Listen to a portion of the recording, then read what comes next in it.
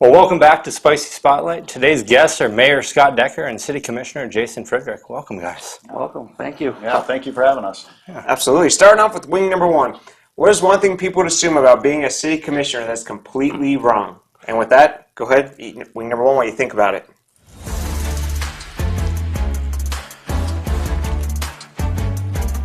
And we'll see if that's the level you were expecting to start at. Well, I guess my answer to that question is I think that most people think that we're full-time. I would agree. We work full-time. We don't, well, in the case of a lot of the commissioners, they either own a business or work for somebody. So, For me, I guess people stop you on the street when you're a city commissioner and think you get paid this big, enormous salary. We do see that one in social media often, where people think that you guys are making a fortune, 6 figures, yeah. instead of really more or less donating a lot of time. So We're definitely not in it for the money. no. how's that for starting off? Oh, it's good. Very tasty. Good. Well, with wing number two, if a young person watching this was looking to go into public service, what would your guys' advice be to them? All right. With that, enjoy that wing too.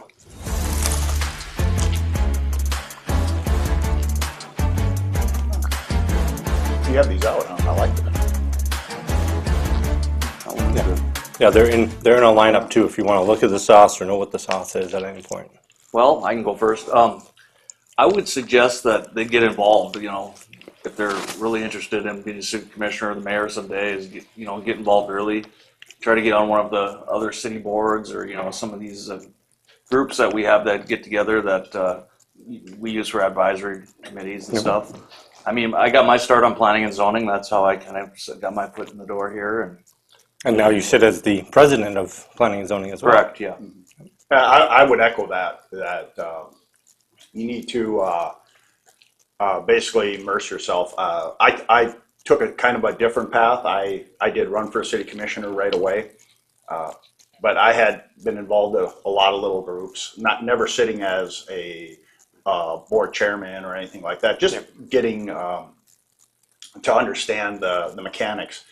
There was, and I think this is a question that maybe comes up later or will come up later, who, asked you or what made you. And a lot of people did want me to run for a higher position. And I just fell back on my military training. I didn't come in a leadership position. I came in, learned how city government operates, and then eventually you make your way to a leadership position. Yep. And you served many years with the National Guard in recruiting. Right. And so we're well known throughout the community as well. So I think that helped there. And I think a great resource for the youth in our community is the Dickinson Youth Commission as well. It is. All right. So with wing number three, what is one thing people don't see about serving on a commission that goes on behind the scenes? With that, wing three.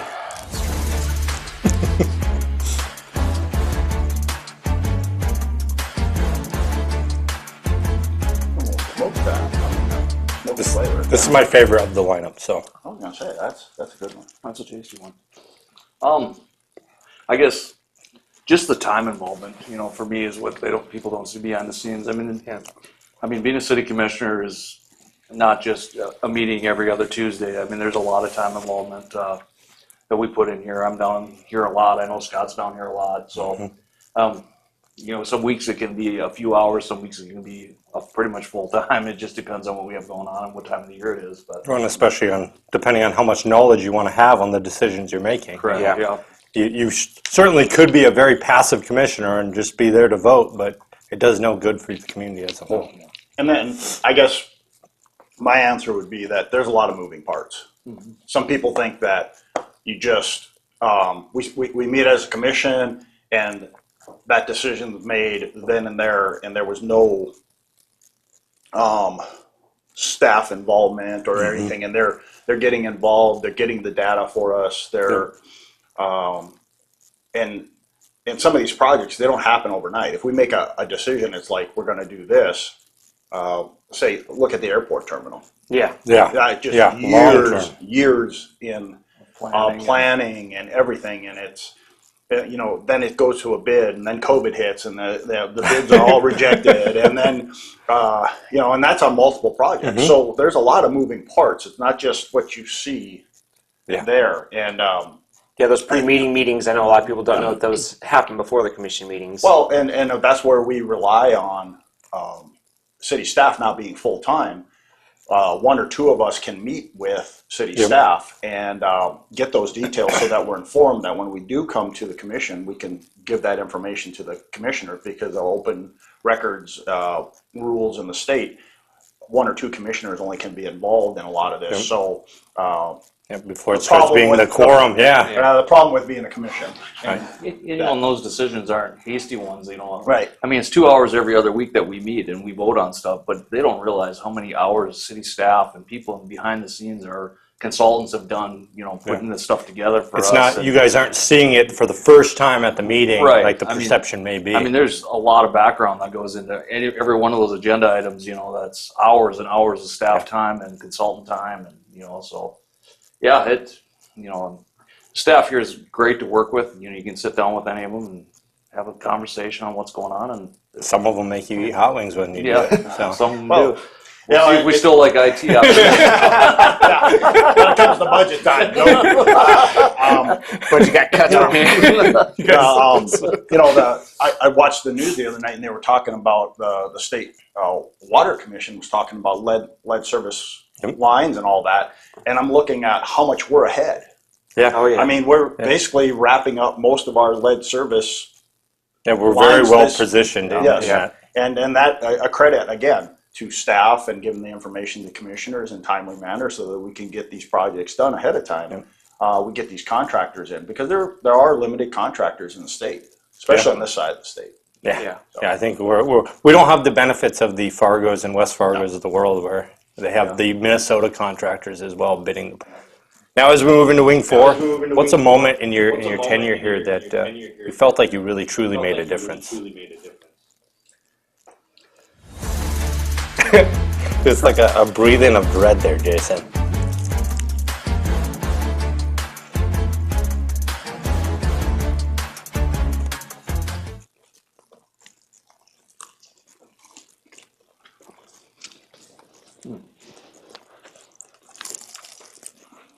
Well, I guess I'll start with this.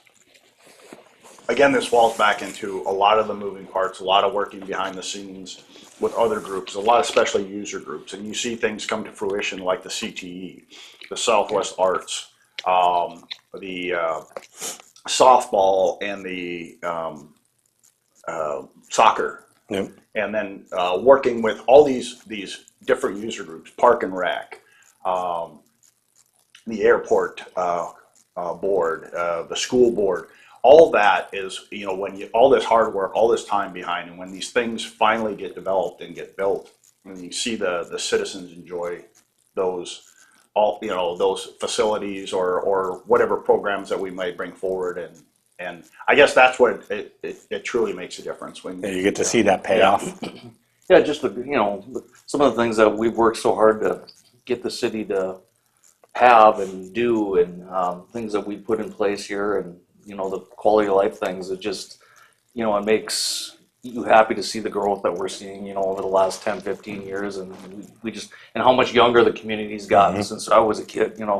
I mean, our average age probably when I was a kid was probably in the 40s and 50s. Now it's in the 30s, which is great to see. That's what makes these communities keep growing. Yeah, So it keeps us thriving and bringing new stuff to the area. And by providing these amenities, families want to stay. right.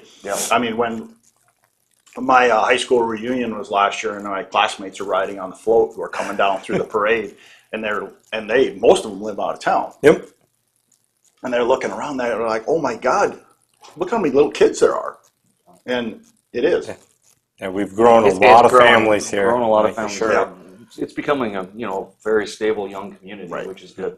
It is. It's And a we have lot to keep, less. Yeah, we have to keep working on that. We have Yeah. to keep working at all the different amenities. Different groups always approach us, and we just have to keep interacting with all the different groups, because we're not big enough and we don't have enough money as a city that we can go alone. So we have to get all these other people Well, and those involved. partnerships really count, especially when we're involved with the parks or involved with the chamber groups of promoting the area. I mean, there's a lot to be accomplished. For sure. All right, so with wing number 5, you guys give a lot of time and volunteer around here. What keeps you going? What drives you to keep doing what you're doing? With that, wing 5.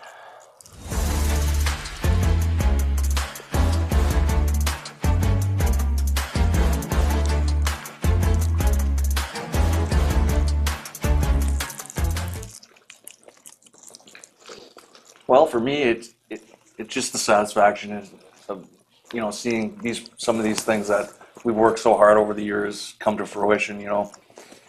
I like to see a project from start, and I'd like to make sure it's finished before I'm not here any longer. So, although every year there's a new project that'll probably outlast me at some point, but that's what drives me. I mean, I'm up for re-election again this year. I'm planning on running, so there's a lot of things that I want to see through before I'm done as a commissioner here. So that's kind of what drives me to keep coming back. So Seeing the projects come to fruition. Is there anyone in particular that you really are looking forward to right now, or?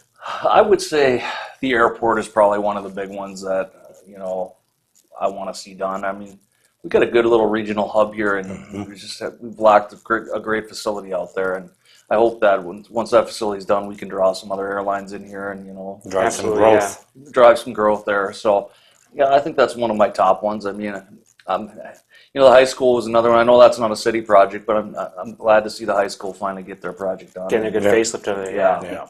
It'll be good for the community. And even the airport timing is perfect with the TR library coming on board. Yeah, and when young families look at our community and, they look at the school systems and the other quality of life things, and, our high school is in desperate need of an upgrade. So I'm glad to see that project getting done too. So I guess I always fall back on when I was over in Desert Storm, which is 35 years ago. So I'm ancient. The way the community treated me over there, and the connection that I had, that individuals came up, got my address from my parents. They wrote me continuously. They'd send me care packages. These little old ladies would send care packages with like banana bread and pumpkin bars. And by the time it got to the desert, they were rock hard. But we didn't care. Yeah. We ate them. All we did was eat MREs every day. So we were very happy to get anything. And it was that constant interaction between school teachers and business leaders and them just giving me that support that I saw. There was other people in my platoon, they didn't have any of that. Mm-hmm. And I always tell a story about I would get 3-4 care packages a week, just little tiny things. Sometimes it was and you guys probably don't remember, but Jason does. My dad was notorious for sending Dakota Kid sunflower seeds, and they were the big bags of Dakota Kid sunflower seeds, and everybody loved them. And so I'd get these care packages, and it was Christmas time, and I would get probably 10-15 letters a week. Yep. And it was Christmas time, and the platoon sergeant came into our tent. We were in a GP medium, and there's 26 of us in there, and we're sitting in there, and he comes in, and he's got 3 or 4 boxes, and he's got this mail bag all full of, letters. And he reads off all the names and the care packages, and none of them are for me.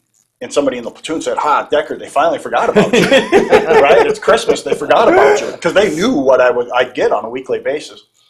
And I'll leave out the explicit language. I'll just put it that way. My platoon sergeant said, Decker, put on your gear and go get your, So I put on my body armor, I throw my weapon on, I get my Kevlar on, and I'm trudging across the desert to the captain's tent, which was 800 meters away. We knew this, you get typical grunt thing.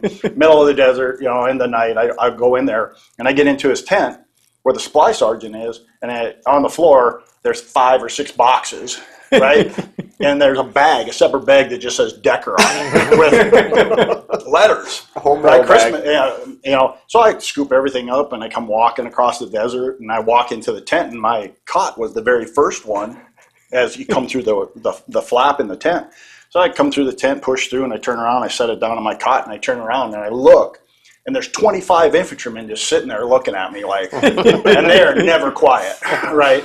And finally one said, Decker, what are you, the mayor's kid? You know, and I'm like, no, I said, I just got a lot of people back home that care about me. And that has always stuck with me, and that drives me every day. I want people to feel that. I want people to understand that this is a great place to grow up, if not the best place to grow up in Dickinson, North Dakota, and stay here and cultivate a business and raise a family. You know, when Jason and I were growing up, opportunities were very limited. And, you know, we have to give credit to prior city leaders and prior city staff, how they cultivated this city to where we're at right now. Yeah. And it makes it individuals want to stay here. And I know we get beat up a lot about property tax and everything, but I think once individuals, if they look outside and they see what actual costs are, we're relatively low to. I think even if they look at the actual details of historical numbers, they come to the realization that it's not really as bad as what they think. You know, when it's one-on-one and it impacts you, and there's sticker shock all the time. You open up that, you know, the property tax, or you open up special assessed, you know, letter. I mean, there's sticker shock, and we try to do our best as a commission to alleviate some of that. And I think the state is doing a good job too now with the $1,600 credit, which I hope everybody's applying for. You know, so if you're not, you're missing out. And there's so many other things too, and I think our staff does a great job. If you come in, there's, you know, veterans credit and the disability credit and all this other stuff, and homestead credit. There's a bunch of things, and staff can walk you through all that to alleviate some of that. And we work on the special assessments. We try to work, you know, let you pay it off over 10 years. But at one point, being a homeowner it's tough. At one point, your sidewalk's going to crumble, the street's going to, and you know, the city tries to cover as much as possible. But at one point, you're going to have to do There's that. a moment that you have to take and invest in your own property and move it forward. You know, that it kind of drives me, is to always be out there and explaining things, and then my appreciation for how the people have treated me in the past. Well, I was going to say, in your story with the military piece, it's always nice, even for the soldiers, to get stuff from back home, because it reminds them what they're fighting for as well. Right. And that support. Like I said, there were soldiers that sat over there in the theater, and we were there for 9 months, and they didn't get a letter from anybody. And I'm just like, how do you not have anybody that cares about you? And so I would share letters from the kids here. Oh yeah, hey, you want to write a second grader at Jefferson Elementary? And they would, and then they start a correspondence with them. Yeah. So it was nice. Well, as we jump over the midline here, So far, so good. what's the hardest part about leading a small but growing community?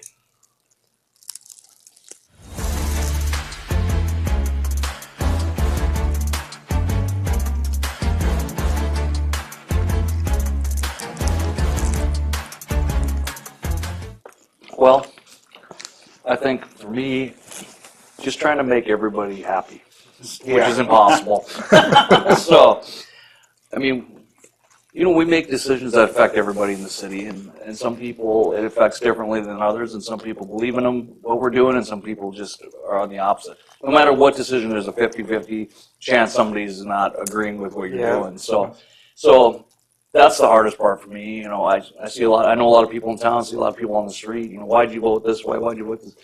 I'm like, you know, some is common sense. Some is, you know, you have to look at the greater good sometimes. You know, it's got to be. You can't just impact a small portion of the population. You got to make a decision that impacts everybody. That's positive. So. Well, I think it's a testament to you guys as commissioners that you still look at trying to make people happy and trying that way, even though there's realization in public service of nobody's always going to be happy. Right.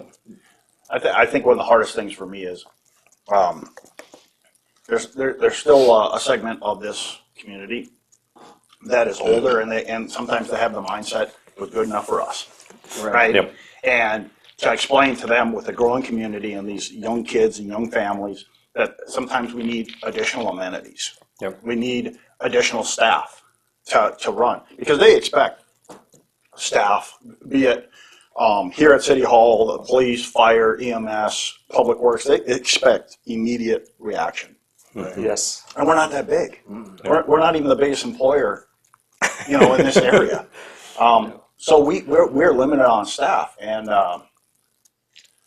we try to get as much and to an area and provide the resources, but at the same time, as a commission, we try to set the city up for success by providing resources that, like, if we don't have enough people to work the streets, we got contractors to get out there. Right. If we're running a little short on EMS individuals, like initially when we took over, we went out and we contracted to bring some people in until we can stabilize that workforce. So that's hard for some people. Just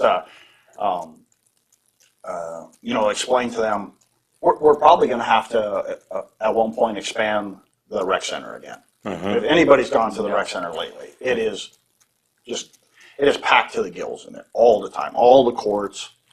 Which is a testament to the investment that's been made for the community. So we're probably going to have to expand it or build another facility somewhere. We need another sheet of ice. We've been talking about a sheet of ice for years. Since my kids were in hockey, Right. They're in their 20s now, so Right. late 20s. Right. So, I mean, that's the hard thing, is convince people that investment pays off. Right? So, Absolutely, yeah. I think the community center is one that's definitely paid off for the community as a whole. Yeah, community center and ice rink both. It's still one of the best facilities around. I mean, I agree. All right. So what type of legacy are you guys hoping with your service to leave behind? And with that, That one was hot. the last one? I had a little tingle for it.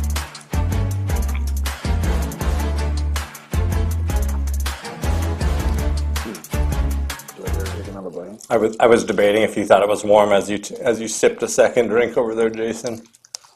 It's burning. I think legacy-wise, I mean, that's for me, it's for the people to decide. I just hope they understand, myself, the other commissioners, we're working hard every day. We're not trying to avoid anybody.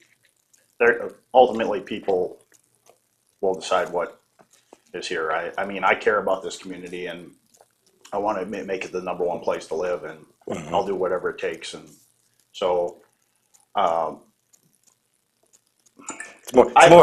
you. It's more about making a lasting community that's growing and thriving. Less so of saying, "Hey, by the way, I'm out for this one particular project." No, they'll decide that. I mean, people are sometimes they're quick to forget individuals, and the new people come in and they're the ones they want to blame. So just as a legacy, I think that people can say, hey, I really like living in Dickinson, and the Dickinson City Commission made it a better place. Yeah, for me, it's just more personal. I'd like to leave a legacy to my kids that, my dad was involved and he did stuff in the community and helped the community and worked hard here, and that rubs off on them, and they follow in my footsteps someday. Whatever the city thinks of me after I leave, I guess it is what it is, but I hope they think that my heart was always in it 100%, because it is, and Dickinson's always been my home, and I work hard and I care about what happens here. So I think that's an important way to look at it too, is to try and get your kids to see what type of impact you can have and how you can put the work forth to get quality out. Like you actually put the effort in. Yeah, that one was sneaky hot. Yeah, kind of came up on the back. The one before that was hotter, actually. Now, as Scott kind of touched on this earlier, that this was coming, but one, who tried to talk you into running initially, and maybe who tried to talk you out of it, and what kind of reasons did they give behind that? And with that, enjoy Wing 8 before you answer. Give you plenty of time to think.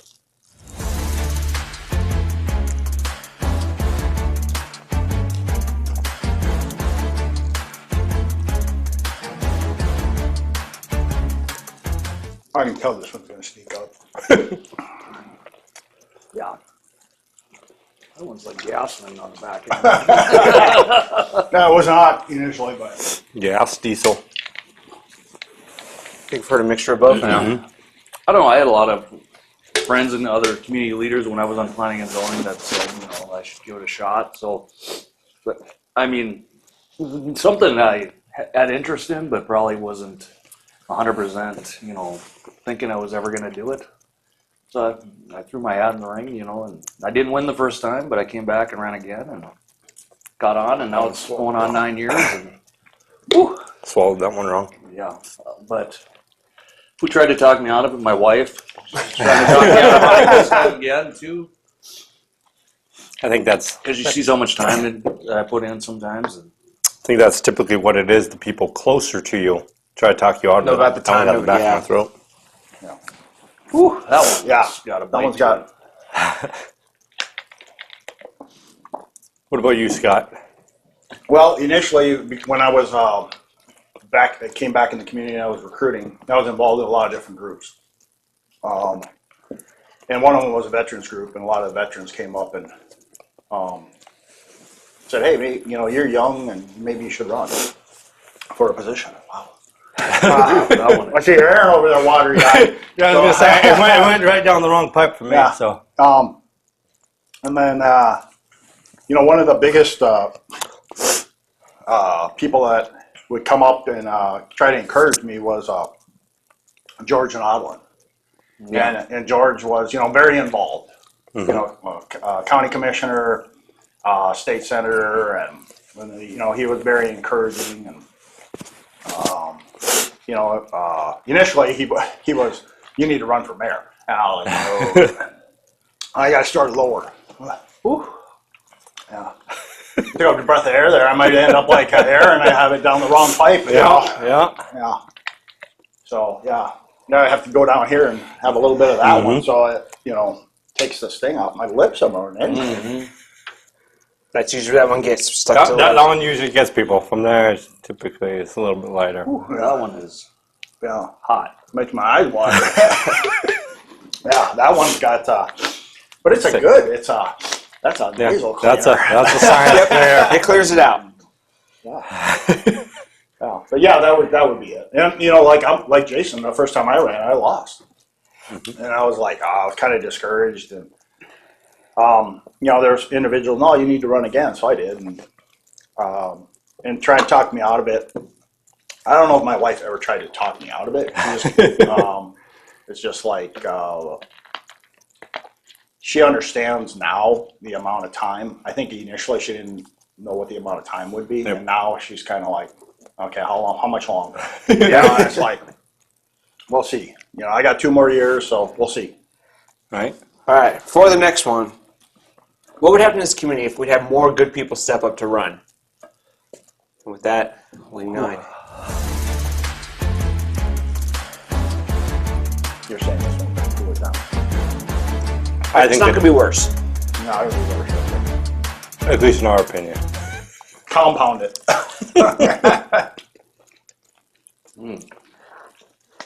Definitely flavor.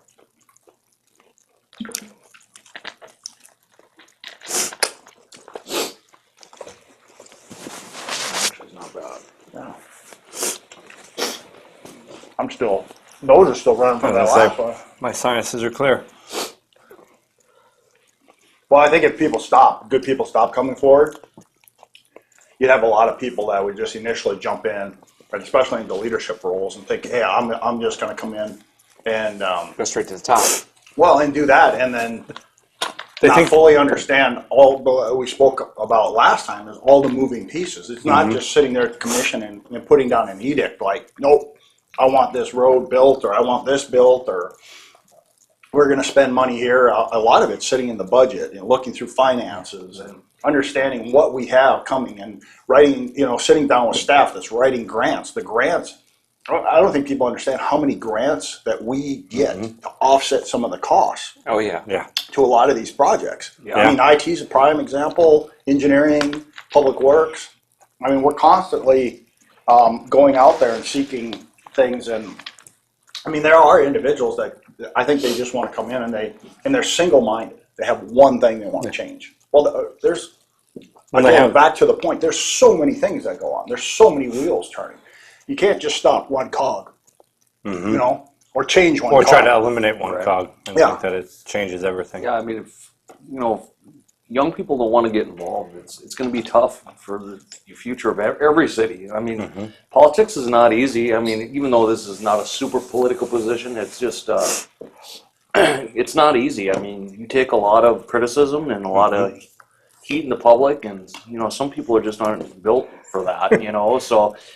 So hopefully these young people that want to get involved do, and otherwise it's tough. I mean, you look at some of these elections we've had over the last couple of years. I mean, we have very few candidates run. Yeah. I mean, and I think a lot of it's time commitment is one, and the criticism now with social media and the criticism you take a beating. I mean, it Thick can be rough. You do have to have thick skin. I mean, sometimes you look in the mirror and go, "Why am I doing this?" But at the end of the day, At the you end get of the to day- look at what the city has done for accomplishments and growth during your tenure, less so than the few negatives that Right. are out there. I mean, and that usually those criticisms a small group of with really loud voices. So you just kind of throw it over your shoulder and say whatever. So. Right. Yeah, I would like to say, so I think Scott did a good job pointing out the wheels in the background, some of those grants. I didn't know about how many grants and how much offset that really plays a part in.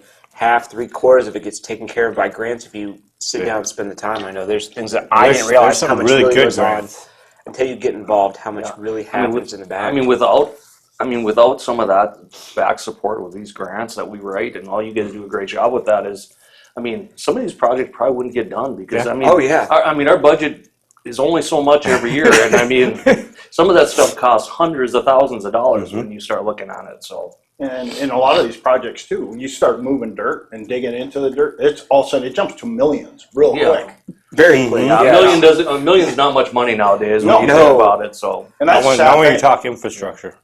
No, I mean you crack the dirt on the street, you don't know what's underneath it, and all of a sudden it's by the way, there's all this old lead line that's got to be replaced, or this old storm drain that's in here that somebody abandoned years ago that's not on a GIS map, and all of a sudden that's creating a problem. Oh, by the way, there's fiber cable or somebody laid cable and it's not mapped. And you're already there, so you can't just cover it up. Like, right. And it has to be addressed. And those projects aren't glamorous. There's nothing. You don't really get to see much. Yeah. Nobody's like, "Girl, that's a great looking sewer line down there." You do these projects that cost millions of dollars, and you don't really see the benefit. I mean, Well, the there's a end huge result benefit. is the roads back together, and at the end of the day, you It's see a road. nothing. Yeah. And that lift station 3, that's a beautiful looking I lift mean, station.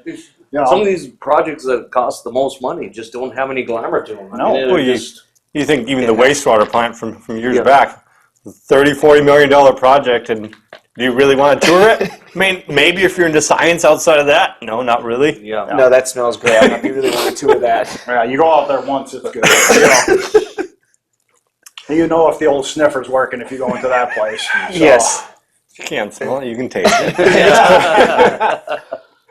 Now, as we go to the final wing, what's one thing that keeps you guys grounded when the pressure rises?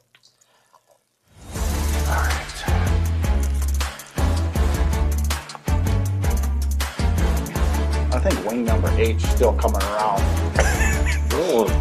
Keep coming back. Yeah, it keeps coming back. It's like, hey, you think your lips are cool? No, they're not. Oh, this is going to be a sneaky surprise here. I can feel it already. Nothing's as bad as 8. 8 is bad. That's a tough one.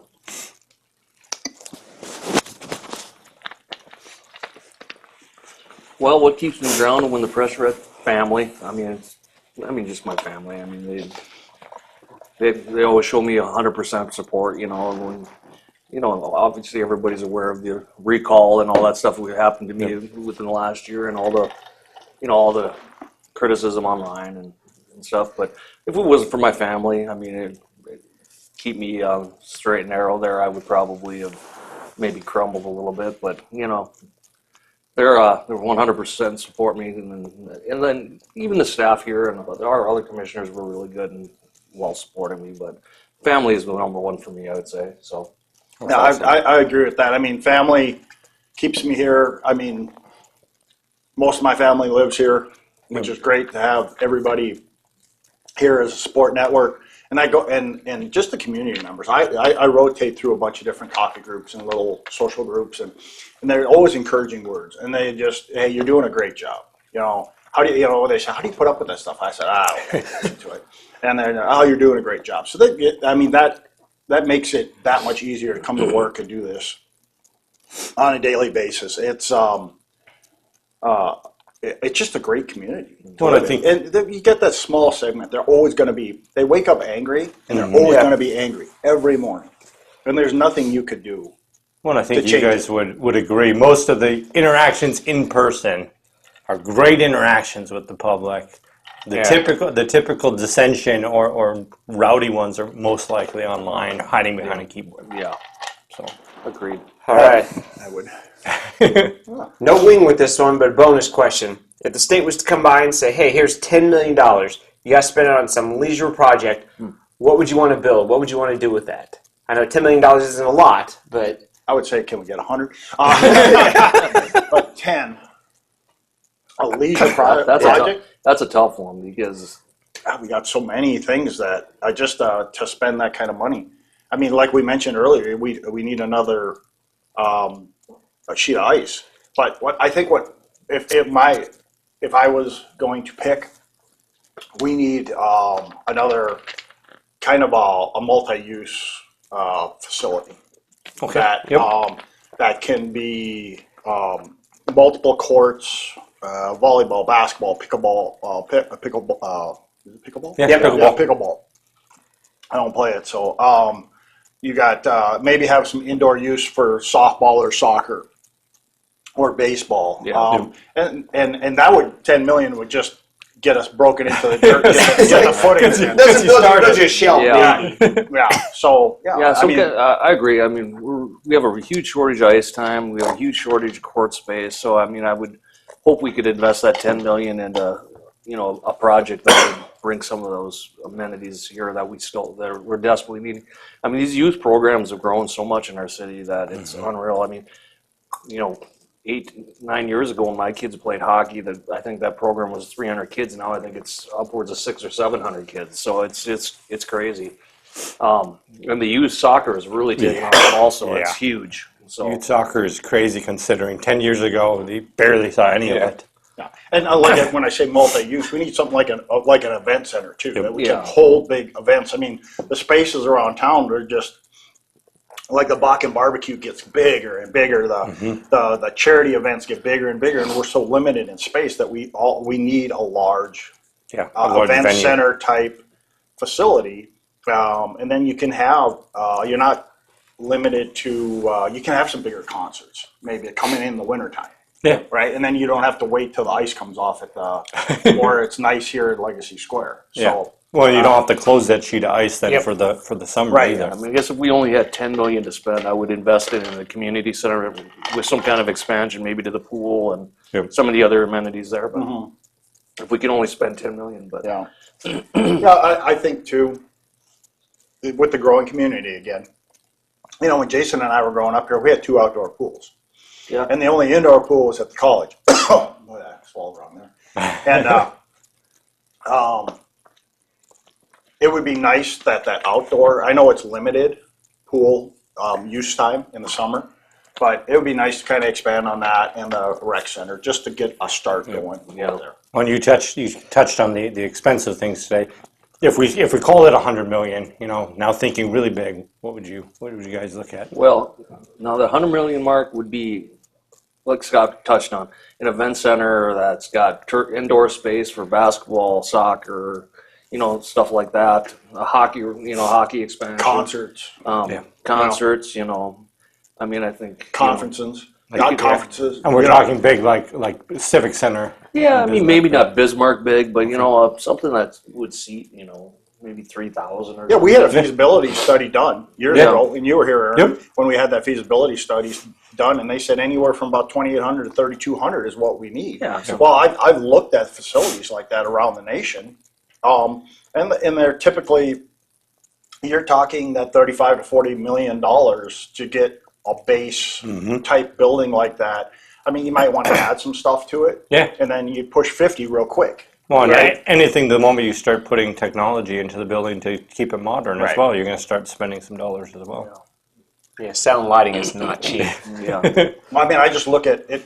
The terminal, the new terminal is $52 million. Yep. But that's a lot of different things. I mean, there's a lot of moving parts, and they built certain specs and everything, but that just adds up so quick.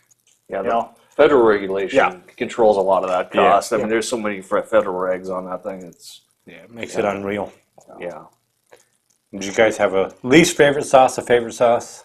8 was the worst. 8. Whatever that was. I'm still feeling 8 on my lips. I might feel that tomorrow yet. I'm trying to remember I think 4 or 5 was. I think 4 was really good if I remember. Yeah, 4 was good. I like 3 too. 3 was really good little too. Smoke on it. I don't know. That's what I tasted. 3, but- that teriyaki, if you get that with the vegetable mix, it's really good. And the end hit is typically like a wasabi.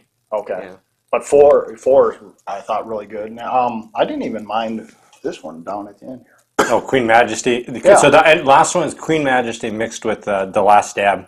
And Okay. Yeah, primarily mixed so everybody gets Yeah. the experience of like the Smoking hot 2.6 Scoville. Yeah, that's got the flavor. That's that Yeah. flavor you taste on last swing, Yeah. and then the last dab's that heat that really comes in, sneaks up. Yeah. I mean, for the most part, all of them were pretty good. 8 was not. Yeah, this 8? Nope, No, that's that one more, over. the little bottle. The little That bottle. one. Okay. It's nitroglycerin in a bottle. I think. It's called the bomb beyond insanity. Yeah, yeah, it was. Yeah, it's gonna be the bomb. That was No, but yeah, I would say overall they're very tasty. So Excellent. leave 8 out, but yeah. So with that being said, who would you nominate? Department, person out there in the city, business, who would you want to see next? Who's all done it? So we've had representatives from the library. We've had representatives from fire, Public PD. safety. We stopped over at dispatch. We caught them live. We've had several members of Public Works. We're going to have a museum shortly. Oh, Yeah. We've done marketing just recently. Assessing, marketing. Yes, we had assessing. You're pushing our Yes, remembrance It there. sounds like the engineering or building and codes. building haven't and done codes Buildings and are codes. avoiding you. So I'd say the planning department is probably your perfect. next. Get Leonard and Natalie and Josh in here. Throwing names in there now. Let's throw in some names. Yeah. We'll let them know the commission said, hey guys, it's time. Josh, you were name dropped. Got it. Yeah. I don't know if they're hot food eaters though. You know. Natalie's on our list for Yeah, Natalie's for already said future. she'd She be said she'd do it with interested, us. yeah. So. Okay. We had Leonard on our list to convince to do it too. So it's Good. kind of on the edge. Blaine probably wouldn't do it. No, Blaine's No, on as well he's- as he hates spicy. So, Yeah. but No. either way, we'd like to thank both of you for joining us. We'd like to thank everybody online.